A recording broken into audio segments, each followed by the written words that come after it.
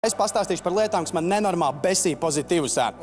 Viena no tām lietām ir rinda uz Telšu pilsētiņu, jo kā jaunieši tu ierodies ar mašīnu, tu noliec mašīnu stāvvietā, tad ir jāiet nenormāls gabals līdz Telšu pilsētiņai. Tev ir maisi, kur iekšā ir nedaudz pārtika un ļoti daudz šmiga.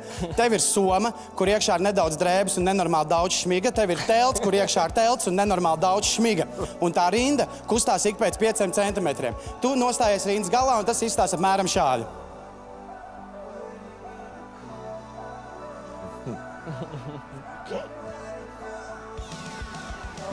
Un tāpēc es nevainoju tos cilvēkus, kas nekad nepamet Telšu pilsēti. Viņi tur ir tikuši iekšā, blakus teltī dzīvo čaļi no Balviem, kuriem ir kanģi no Balviem. Viņi ir pazaudējuši telefonu attiecības draudzeni. Vienīgā lieta, ko viņam meklēt pazaudēto lietu teltī, ir draudzene.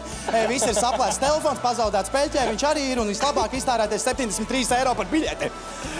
Vēl vislielākais headliners ir LB telts. LB telts, kad beidzās visas tos stulbie koncerti, kad tas mazsvarīgais ir beidzies, ir telts, kur latvieši iet dejot. Un latvieši dejo apļos. Es pastāstīšu par diviem apļu veidiem. Viens aplis ir, kur dejo meitenes, kuras es saucu par viendienītēm. Tās ir apmēram 7 meitenes vecumā no 15 līdz 18 gadiem, kuras visas ir saģērbušās oriģināli. Viņām ir gumijas zābaki, milzīgi zāras krēkli ar pīs zīmi, Ray-Ban brilles, vainagdziņš un Jēgara krēles, kuras ir vienkārši pilnīgi visur. Un, protams, tam viņas ierauga citas meitenes tādos apģērbos, viņām ir, kā viņas zināja mūsu ideju, visi zināja jūsu ideju.